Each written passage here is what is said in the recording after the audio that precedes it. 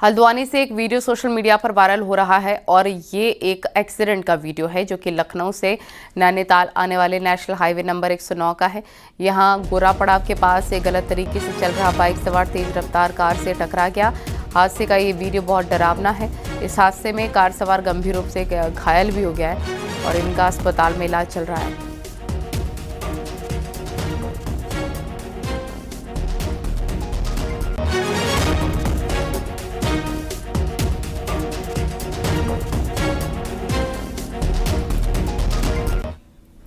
Dehradun police ने बड़ी कार्रवाई की। अवैध रूप से रह रहे बांग्लादेशी नागरिकों को गिरफ्तार किया है। आरोपी फर्जी पहचान पत्र बनाकर हिंदू नाम से देहरादून में रह रहा था और साथ में एक त्यूड़ी की महिला को भी गिरफ्तार किया गया है। महिला से मिलने के लिए आरोपी 3 बार टूरिस्ट वीजा पर भारत आया और फिर महिला के साथ निकाह भी किया। इसके बाद फर्जी आधार और अन्य फर्जी कागजात बनाकर फर्जी नाम से देहरादून में रह रहा था। अब पुलिस आरोपी की मदद करने वाले अन्य लोगों की तलाश कर रही है। गतिविधियों को भी वॉच किया गया और सभी करने के बाद ये पता चला कि उसके द्वारा फर्जी आधार कार्ड वगैरह यहाँ कुछ लोगों के साथ मिलकर क्रिएट किया गया और अपने आइडेंटिटी को चेंज करके यहाँ पर जो हिंदू नाम से यहाँ पर निवासरत था। चूँकि इसमें जो अभी दोनों लोग को अभी हिरासत में ले लिया गया, मुकदमा दर्ज कर लिया गया। इसमें कुछ और इनपुट मिले हैं जिन्होंने इनकी मदद करी है ऐसे फेक आधार कार्ड या पहचान पत्र बनाने में, तो उसके लिए हमारी टीम काम कर रही है। सीएम पुष्कर सिंह धामी के निर्देश पर इन दिनों प्रदेश में पिछले 5 सालों से जारी स्थायी निवास प्रमाण पत्रों की जांच जारी है और इसी जांच की शुरुआत में ऐसे खुलासे हो रहे हैं जो आपको भी हैरान कर सकते हैं। हल्द्वानी से एक ऐसा ही खुलासा हुआ, दिखाते हैं आपको।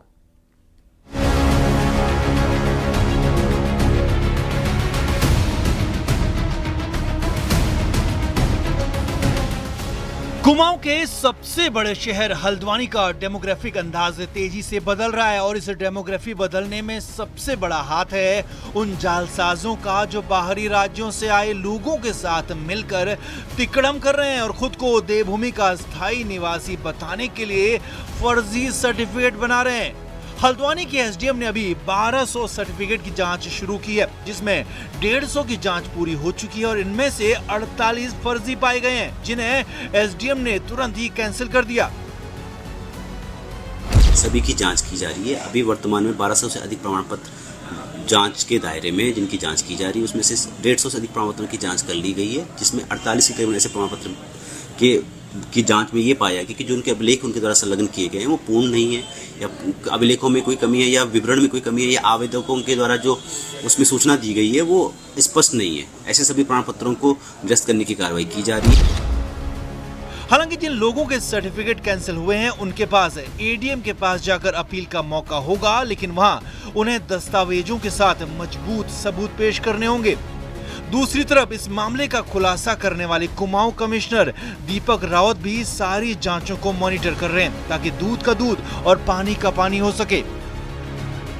फॉर्जरी कभी भी छुपाई नहीं जा सकती। अगर एक बार फॉर्ज डॉक्यूमेंट्स लग चुके हैं तो आज की तारीख में तो ये सब सिस्टम में है। अब तो वैसा भी नहीं है कि प्रिंट आउट रखा होगा तो वीड आउट हो जाएगा। ये सारे के सारे हमारे सिस्टम में हैं।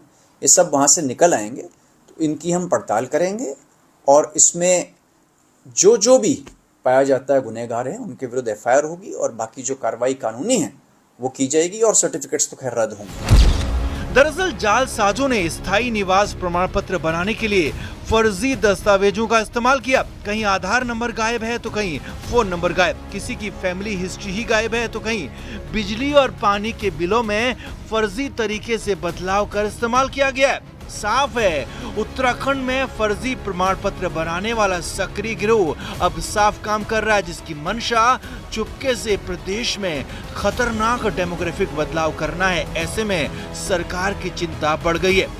हल्द्वानी से न्यूज़ 18 के लिए शैलेंद्र नेगी की रिपोर्ट।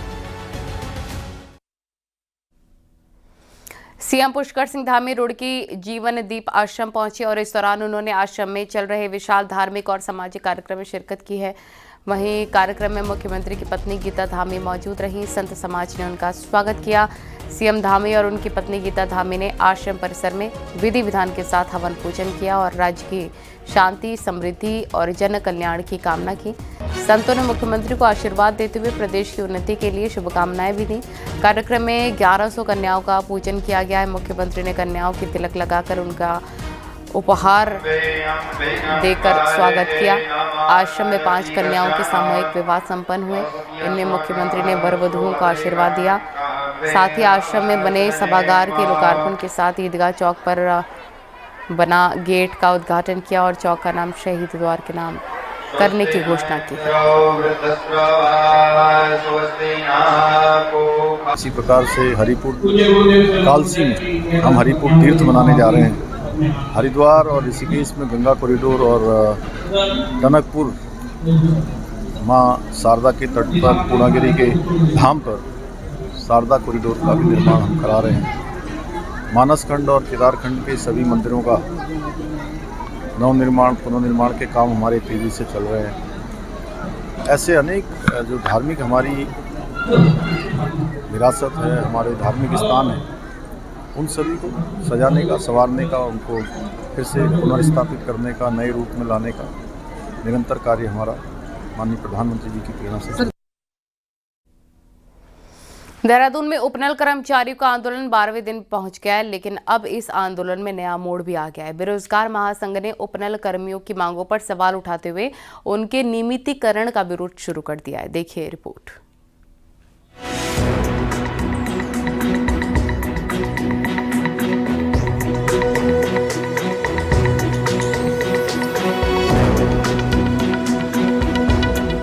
समान काम, समान वेतन और नियमितीकरण की मांग को लेकर उपनल कर्मचारी महासंघ के बैनर तले परेड ग्राउंड में पिछले 12 दिनों से धरना प्रदर्शन जारी है।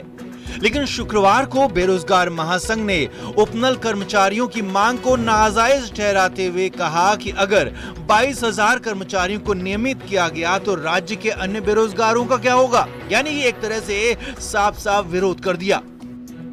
जबकि वो मांग ये कर रहे कि नियमितीकरण हो, जबकि नियमितीकरण नहीं हो सकता। बिना फॉर्म के, बिना विज्ञप्ति के, बिना जो है आप लिखित परीक्षा के दिए हुए जो है कोई भी सरकारी नौकरी नहीं लगती है। बिना रोस्टर के, बिना आरक्षण के जो है आप सरकारी नौकरी लग सकते हो। इससे हमारे प्रदेश के जो नौजवान है, जो युवा है, जो पूर्व सैनिक है, उनके लिए भर्तियां कहाँ आएंगी। अगर आप एक बार सेटलमेंट कर देते हो तो भर्तियां फिर कहाँ आएंगी इस प्रदेश में। तो हम ये चाह रहे हैं कि इस प्रदेश में उपनल कर्मियों के लिए जो एक समान वेतन है, जो भी वो मांग कर रहे हैं, सरकार उन पर विचार करे, जैसा भी करना है। लेकिन नियमितीकरण का उत्तराखंड बेरोजगार संघ, उत्तराखंड के बेरोजगार, उत्तराखंड का युवा विरोध करेगा। बेरोजगार महासंघ ने कहा कि उपनल का गठन पूर्व सैनिकों और उनके आश्रितों के लिए हुआ, लेकिन वर्तमान में उपनल में सिर्फ 6,000 पूर्व सैनिक और उनके आश्रित हैं और बाकी 22,000 की संख्या कहां से आई, ये साफ होना चाहिए। उधर उपनल कर्मचारी महासंघ ने इस बयान की कड़ी निंदा की है। पहले तो मुझे उम्मीद थी कि आप हमें समर्थन देने आएंगे, परंतु आपने पता नहीं किसके भड़काव में आज आपको इतनी आफत आ गई कि आपने प्रेस कॉन्फ्रेंस के माध्यम से हमारा विरोध शुरू किया। तो मैं चाहूँगा कि आज ये हमारी लंबी लड़ाई है, इसमें खलल डालने की कोशिश न करें। अगर पता चला कि फिर लड़ाई दूसरी जगह डाइवर्ट हो जाएगी। दोनों महासंघों के आमने सामने आने के बाद मामला दिलचस्प हो गया है। उपनल के 22,000 कर्मचारी पिछले 12 दिनों से आंदोलन पर बैठे हैं। शासन ने नो वर्क नो पे का आदेश भी जारी कर रखा है। सरकार से अभी कोई अंतिम बातचीत भी नहीं हुई है और अब बेरोजगार महासंघ भी उपनल के विरोध में उतर आया है। देहरादून से न्यूज़ 18 के लिए सुनील नवप्रभात की रिपोर्ट।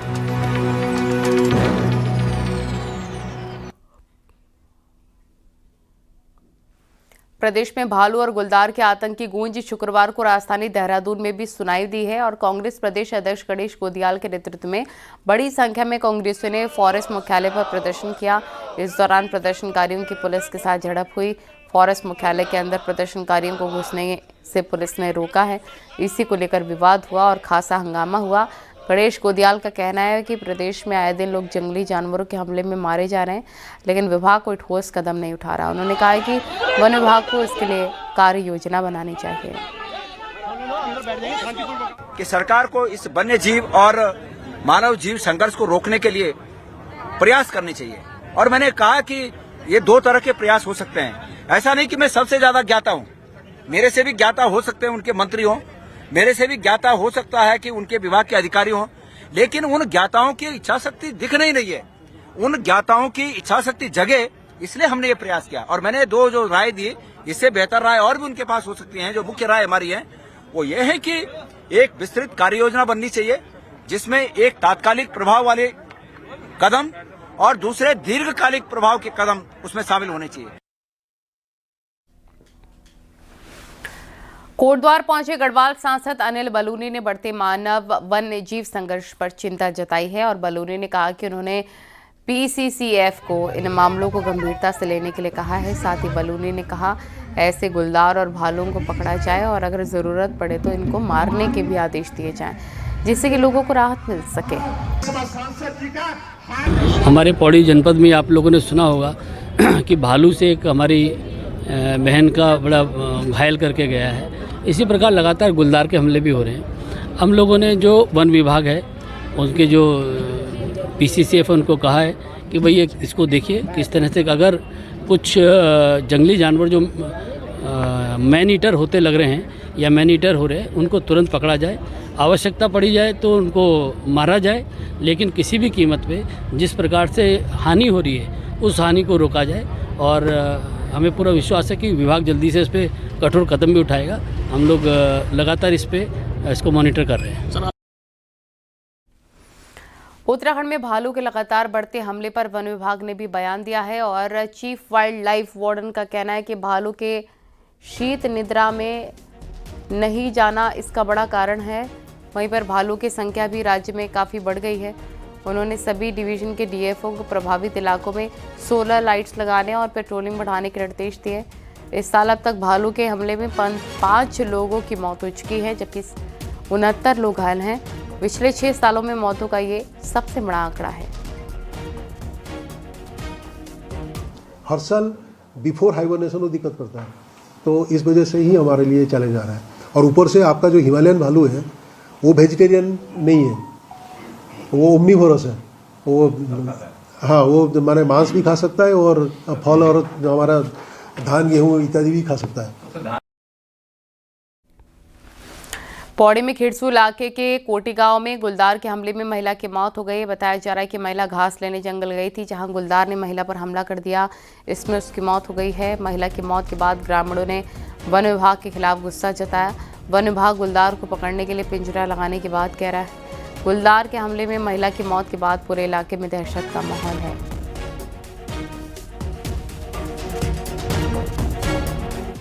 पहाड़ों में गुलदारों का आतंक इस कदर है कि थाने में भी पहुंच गए हैं ये। और वीडियो नैनीताल के बेताल घाट थाने का बताया जा रहा है, जहां गुलदार थाने के अंदर कुत्ते को उठा ले गया। इसका सीसीटीवी भी सामने आया है। शाम को कुत्ता थाने के भीतर बैठा था, जहां पर अचानक से लेपर्ड पहुंच गया। जब तक पुलिस के जवान शोर मचाते तब तक गुलदार इस कुत्ते को अपना शिकार बना चुकी थी।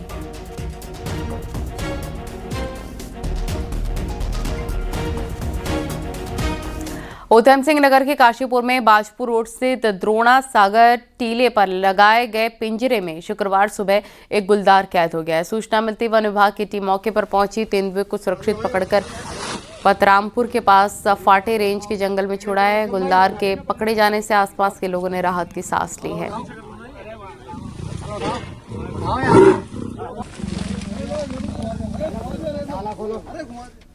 अल्मोड़ा के चौखटिया में स्वास्थ्य सेवाओं को लेकर आंदोलन जारी है। आज पूरे चौखटिया बाजार में विशाल जुलूस निकाला गया। प्रदर्शनकारियों का कहना है कि जब तक उनकी सभी मांगी पूरी नहीं हो जाती आंदोलन जारी रहेगा। पिछले 50 दिन से चौखटिया में स्वास्थ्य सेवाएं बेहतर करने, डॉक्टर्स की तैनाती को लेकर यह आंदोलन चल रहा है।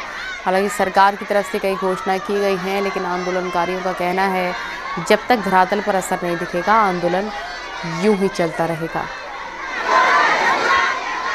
ये हॉस्पिटल को इसको ठीक करना बहुत ज़्यादा ज़रूरी है और यहाँ पे जो भी इसके मानक के हिसाब से यहाँ पे लोग भेजें, यहाँ पे पूरे मशीनरी जो भी है उसको फुली इक्विप कर रहे हैं। यही मेरी माननीय धामी जी से और हेल्थ मिनिस्टर से रिक्वेस्ट है हमारी कि आप हमारी बातें मानिए। उधम सिंह नगर जिले के रुद्रपुर में व्यापारियों ने जीएसटी विभाग पर मनमानी और भ्रष्टाचार के आरोप लगाते हुए जीएसटी कार्यालय के बाहर धरना दिया है।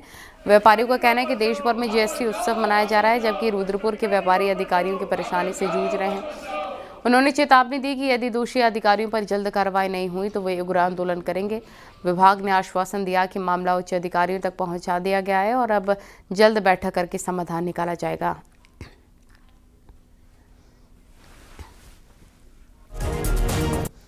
देहरादून की डोईवाला चीनी मिल में आज से गन्ना पेराई की शुरुआत हो गई है। विधिवत पूजा अर्चना के बाद डोईवाला शुगर मिल का गन्ना पेराई सत्र शुरू किया गया। हालांकि किसानों ने पेराई से पहले गन्ना मूल्य घोषित करने की मांग की थी, जो कि अब तक पूरी नहीं हो पाई है। वहीं इस बार डोईवाला मिल से सत्र की शुरुआत के लिए देहरादून की जिला पंचायत अध्यक्ष और उपाध्यक्ष को नहीं बुलाया गया है, जिस वजह से कांग्रेस ने भी इसका बहिष्कार किया।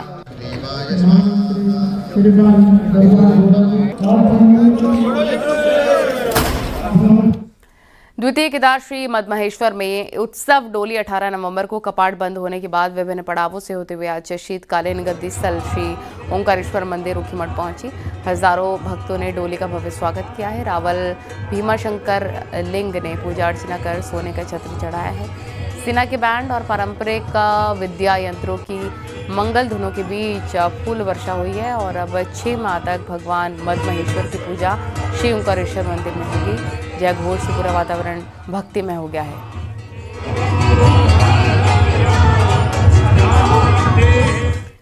दिवाली के एक महीने बाद उत्तराखंड के पहाड़ों में मंगसीर बग्वाल का उत्सव धूमधाम से मनाया जा रहा है और मशालों और भैलों के साथ अच्छाई की बुराई पर जीत का ये पर्व अपनी सांस्कृतिक पहचान को जीवंत करता है। उत्तरकाशी से देखिए हमारी स्पेशल रिपोर्ट।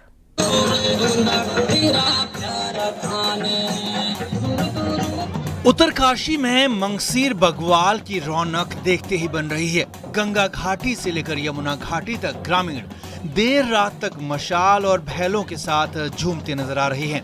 रमाई घाटी का प्रसिद्ध देवलांग मेला और गंगा घाटी का दिलंग मेला इस पर्व की शोभा बढ़ा रहे हैं। कड़ाके की ठंड के बावजूद उत्साह चरम पर है। अपनी बोली भाषा को संरक्षण देने के लिए यहाँ पर जो है गढ़वाली में भाषण, गढ़ चित्रण, गढ़ औखाण और गढ़ फैशन इत्यादि प्रतियोगिता आयोजित की जाती है। खुशी की बात यह है कि अब लोग जो हैं अपनी संस्कृति को मतलब पुराने उसमें लौट कर आ रही है। अच्छी बात है और अच्छी पहल है कि लोग जो है जागरूक हो रहे हैं अपनी संस्कृति को। इस परंपरा की शुरुआत 1627-28 में गढ़वाल नरेश महिपत शाह के शासनकाल में हुई। तिब्बती लुटेरों के आक्रमण के समय माधो सिंह भंडारी और लोदी रिखोला के नेतृत्व में गढ़वाली सेना ने तिब्बत तक विजय पताका फहराई। माधो सिंह दीपावली पर घर नहीं लौट पाए, इसीलिए उन्होंने संदेश भिजवाया कि विजय के बाद दीपावली मनाई जाएगी और तब से ही मंगसीर माह में ये बग्वाल मनाने की परंपरा शुरू हुई। ये जो हमने तिब्बत को जब विजय प्राप्त करी थी उसकी खुशी में हम ये मंगसीर का त्योहार मनाते हैं और यहाँ पे ये 3 दिन तक लगातार त्योहार चलेगी। चीड़ की दलिया होती है, उसका भैलू बनाते हैं और उसको घुमाते हैं। वो बहुत आकर्षक केंद्र रहता है बग्वाल का। और गांव में तो लोग जो पुरानी कंडियां होती है उसको भी छिपरा बना करके उसको जलाते हैं। अच्छाई की बुराई पर जीत का प्रतीक ये पर्व पहाड़ की संस्कृति का अहम हिस्सा है। भैलों, सामूहिक रासों और तांदी नृत्य के साथ उत्सव अगले 2 दिन इलाके में रंग बिखेरेगा। उत्तरकाशी से न्यूज़ 18 के लिए बलबीर परमार की रिपोर्ट।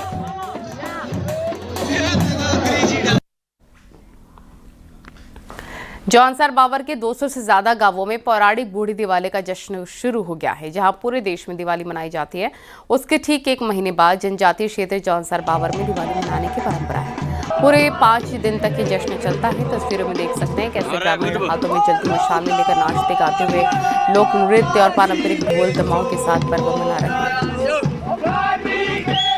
सभी को पता है कि पूरे देश में दिवाली मनाई जाती है और जौनसार बावर में दिवाली 1 महीने बाद मनाई जाती है। उसमें जौनसार बावर के कल्चर जैसे डांस वगैरह और बहुत सारी डिशेस बनाई जाती है। मतलब जो भी जौनसार की फेमस डिश होती है वो बनाई जाती है और डांस किया जाता है